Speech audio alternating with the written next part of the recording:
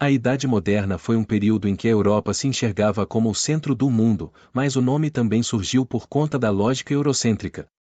Nesse sentido, seu início é definido pela queda de Constantinopla, com a conquista da capital do Império Bizantino pelo Império Otomano, em 1453, e seu fim, pela Revolução Francesa, em 1789.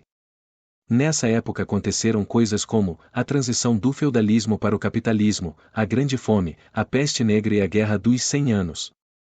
A transição do feudalismo para o capitalismo ocorreu após o surgimento da burguesia, onde serviços que serviam tanto nos feudos como nas cidades chamadas burgos, praticavam o mercantilismo, porém o mercantilismo era a base de trocas, e essas trocas eram ruins de fazer pois cada feudo tinha uma moeda de troca diferente, e então decidiram unificar tudo em uma moeda, e assim nasceu o capitalismo.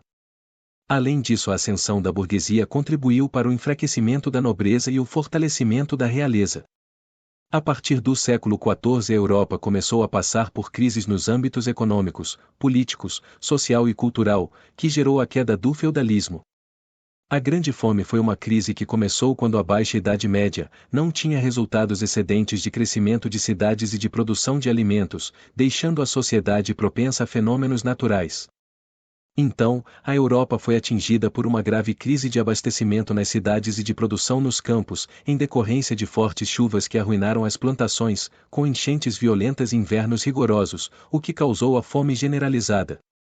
Outra crise grave foi a peste negra, uma pandemia de uma doença que castigou milhões de pessoas. As condições daquela época não eram das melhores, sempre ter um rato junto com você era comum, e foi aí que a peste bubônica se iniciou. Os ratos continham pulgas com doenças graves, naquela época era comum existir ratos por perto, então a peste começou. As peles das pessoas começaram a encher de doloridos bulbos, os casos de febre aumentaram muito, acompanhados de dores de cabeça e calafrios.